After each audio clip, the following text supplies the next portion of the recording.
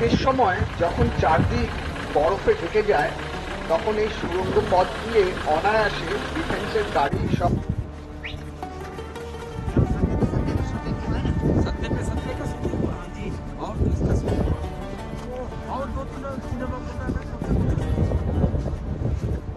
আমরা এখন গ্লেসিয়ারের দিকে যাচ্ছি।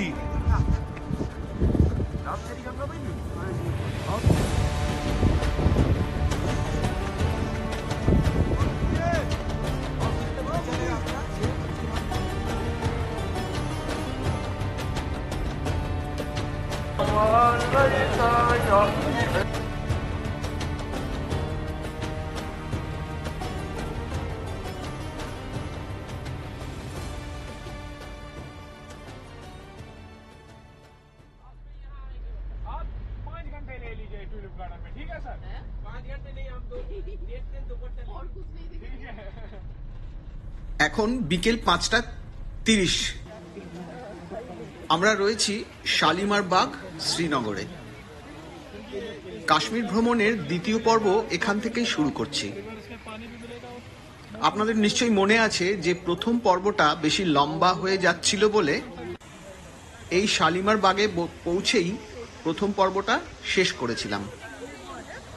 তাই দ্বিতীয় পর্বটা এই শালিমার বাগ থেকেই শুরু করছি।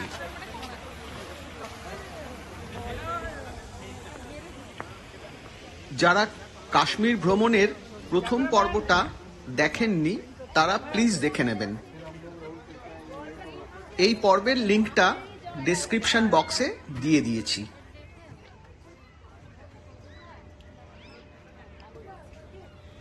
শালিমার বাগ। এবারে এই বাগানটির ব্যাপারে যতটুকু জানি আমি জানাচ্ছি। শালিমার বাগ এই মুঘল বাগানটি মুঘল সম্রাট জাহাঙ্গীর 1619 খ্রিস্টাব্দে নির্মাণ করেন। এটি প্রধানত জাহাঙ্গীর ও তার পরিবার স্ত্রী নূরজাহানকে নিয়ে গরমের সময় এখানে দিল্লি থেকে সময় কাটাতে আসতেন। পারিবারিক গেস্ট তারাও থাকতেন। এর নির্মাণ শৈলী বা আর্কিটেকচার অন্যান্য ইসলামিক গার্ডেনের গঠনেই নির্মিত। 3টি লেভেলে বাগানটি তৈরি করা হয়েছে।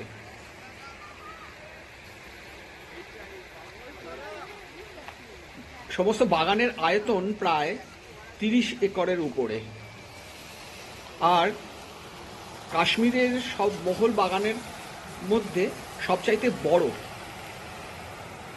এই বাগানের ওয়াটার বডি ডাল লেকের সাথেও সংযুক্ত আছে। এবারে গঠনশৈলীর ব্যাখ্যাটা আমি সংক্ষেপে দিয়ে দিই। 3টি লেভেল, মানে ফার্স্ট লেভেল দিওয়ানে আম, বা তার মানে হচ্ছে পাবলিক অডিয়েন্স হল। সেকেন্ড লেভেল দিওয়ানে খাস, যার মানে হচ্ছে হল অফ প্রাইভেট অডিয়েন্স। আর সবশেষে থার্ড লেভেল, যেটাকে জিনা টেরেস বা জিনা পুল বলে। এই পুলটার চারিদিকে প্রচুর চিনার গাছ লাগানো রয়েছে। আর সব সমেত 400টার মতো ফাউন্টেন এই ওয়াটার বডিগুলোতে রয়েছে।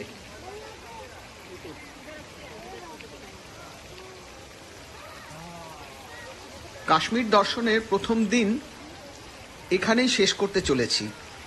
প্লিজ বাকি দিনগুলো সাথে থাকবেন। এখন আমরা সিরাজি হোমস্টেতে ফিরে যাচ্ছি। সন্ধে 7:30 প্রায়। এখন আমরা হোমস্টেতে রয়েছি। একটু আগে সুব্রত দার্জিলিং চা করে খাওয়ালো। সরি, আমরা চা পান করলাম।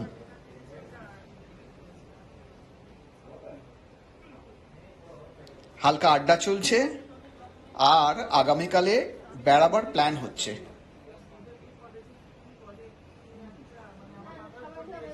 ওদিকে উজ্জ্বলের তত্ত্বাবধানে ডিনার তৈরি করছে আসিফ। মেইন কোর্সে আসিফ চিকেন রোগান জোশ করে খাওয়াবে। এই হোমস্টেতে থাকা খাওয়ার খরচ কত সেটা এই পর্বের শেষে জানাবো। মর্নিং। আজকে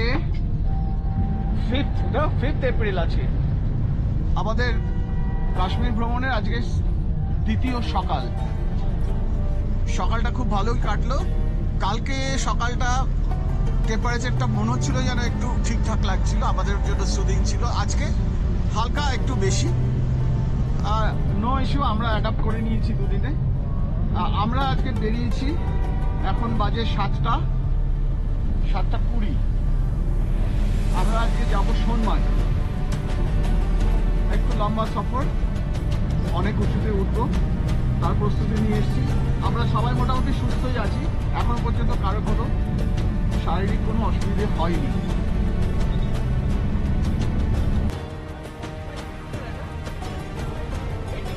হ্যাঁ, ডিস্টেন্স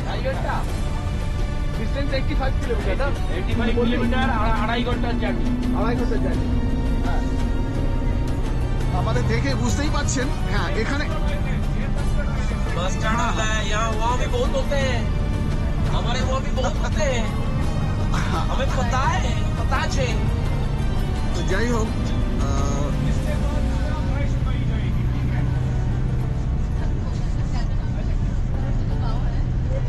আমরা সবাই আছি। সবাই একটু হাত দেখিয়ে দাও, সবাই হাত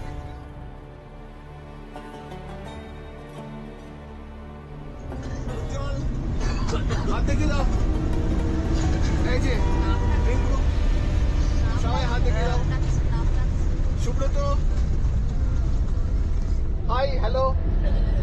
বাস এখন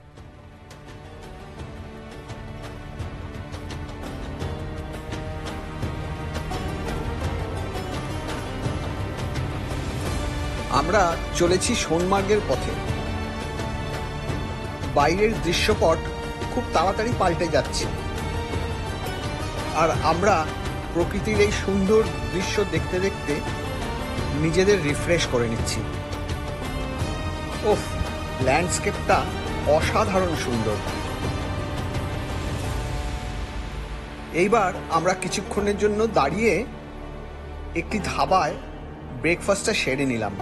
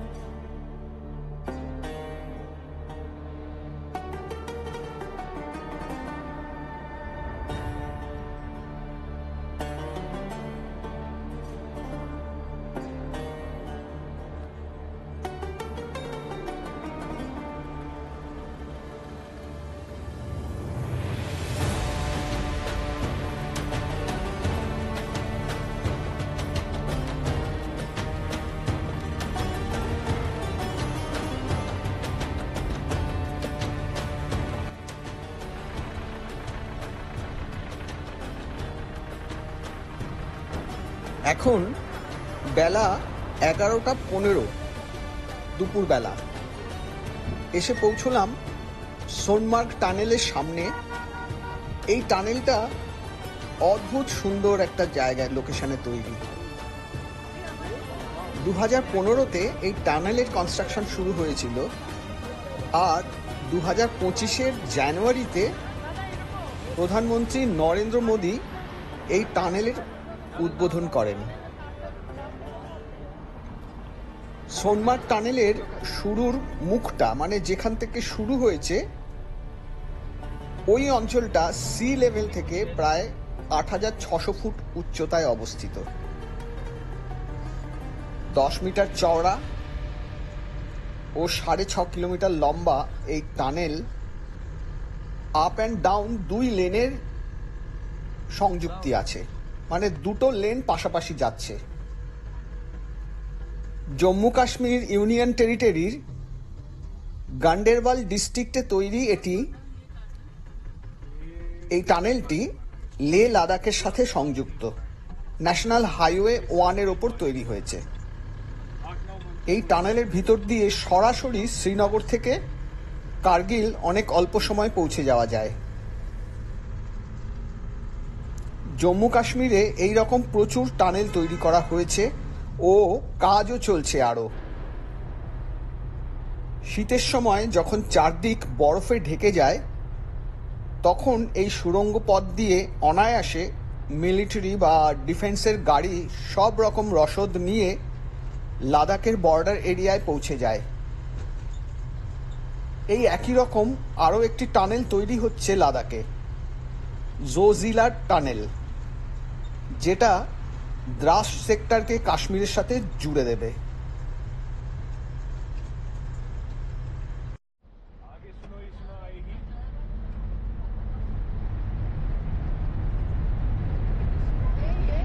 सोनमार्ग एंट्रेंस टनल। देखो अब सुनो, अभी ट्रेलर तो स्लो खत्म हो स्लो गया। सामने स्लो।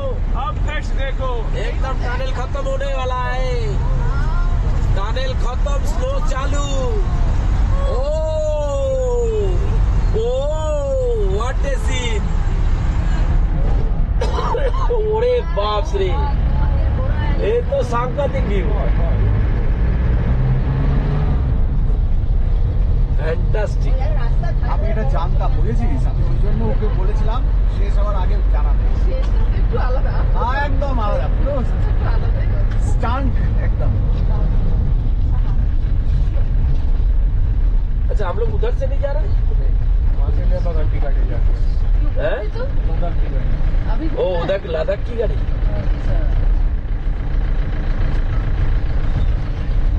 अच्छा আচ্ছা, ওদিকে ওদিকে এদিকে যে স্ট্রেট রুটটা ওদিকে লাদাখে চলে যাচ্ছে, हाँ, আর আমরা এদিক দিয়ে এইদিকে এই দেখ, ওয়েলকাম টু সোনমার্গ আমরা টানেল। সোনমার্গের দিকে যাচ্ছি। Welcome to Sonamarg tunnel. এই Sonamarg, oh what a scene, really marvellous. এবার রাস্তায় বরফ পাঠিয়ে দেয়। এরকমই আমরা পেয়েছিলাম পার্টি শপে, হ্যাঁ, গাড়ি ঢুকছে আর বরফ পুরো দুপাশে মানে গাছের তো ওইরকম গাছ সরিয়ে সরিয়ে বড় এইকে তাই অবস্থা। হাত দিয়ে ছুঁয়ে বরফ। হ্যাঁ, বাইরে আছে।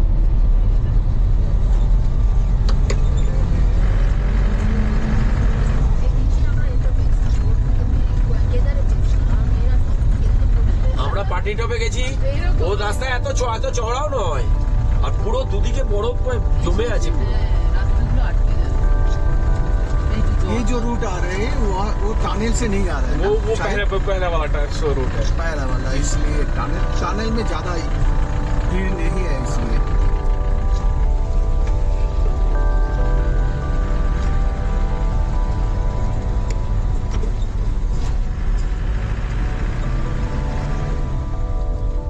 এইদিকের এই ইয়েটা দেখ,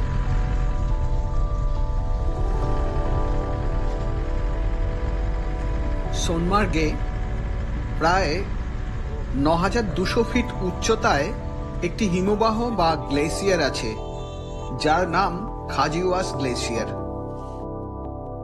ওখানে গরমের সময় মাসখানেকের জন্য ট্যুরিস্টরা এমনি ট্রেকিং করে পৌঁছতে পারেন।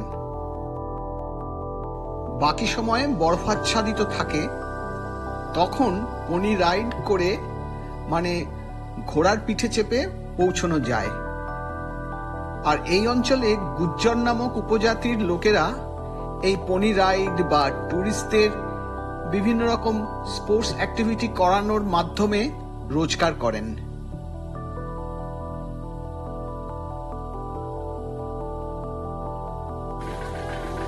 আমরা সকলেই একমত হয়ে ঠিক করলাম পনি বা ঘোড়ার পিঠে চেপেই ওপরে উঠে যাব।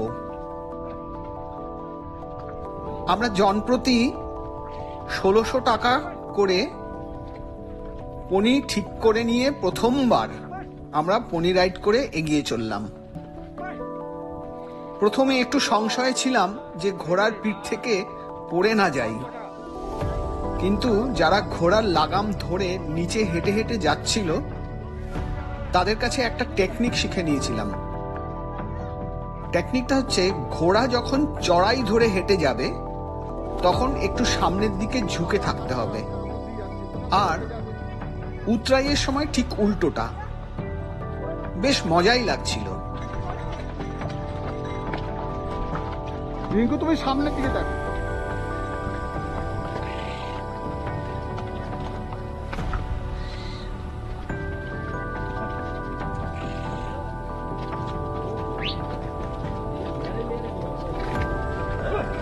पूरे तो तीन चार लेयर होता है तो पूरे घोड़ेगा शायद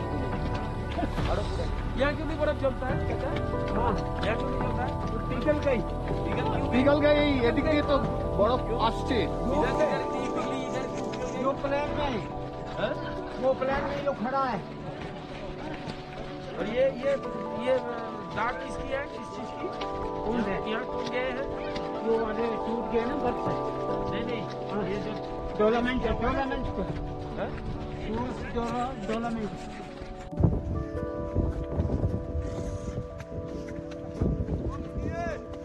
और कितने दिन चलेगा आपका ये उसके बाद तो बंद हो जाएगा बर्फ गल जाएगा पूरा फैल जाएगा आगे से। ग्लेशियर में बर्फ तो यहाँ नहीं रहेगा फिर 10 दिन में खत्म हो जाएगा वरना अप्रैल चलेगा वरना क्यों अप्रैल भी चलेगा नहीं चलेगा सत्य पे सत्य का शूटिंग हुआ जी और उसका शूटिंग और 2 दिन सिनेमा আমরা এখন গ্লেসিয়ারের দিকে যাচ্ছি।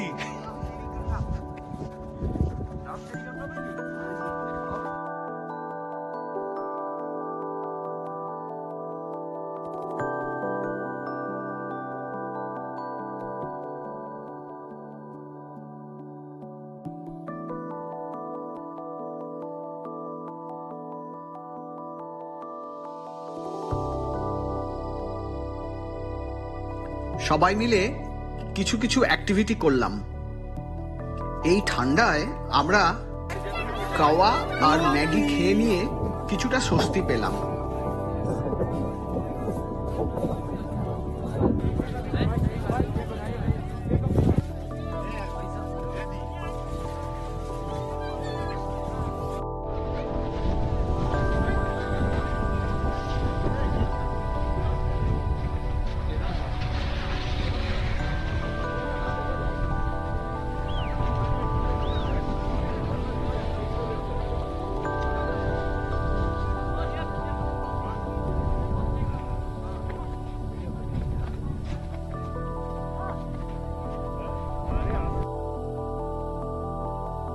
এইবারে ফিরে যাওয়ার সময় হয়ে গেছে, তাই নামতে শুরু করলাম।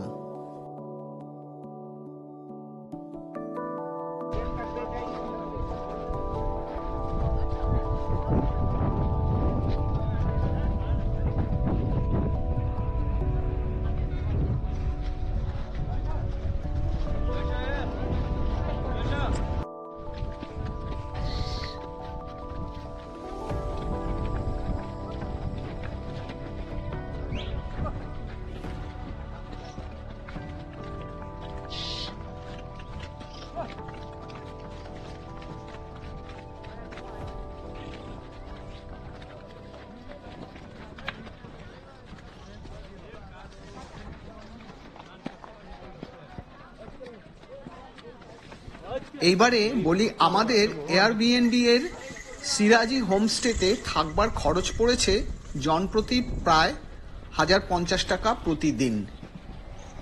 আর আমরা আসিফকে খাওয়ার জন্য দিয়েছি প্রায় 550 টাকা প্রতিদিন।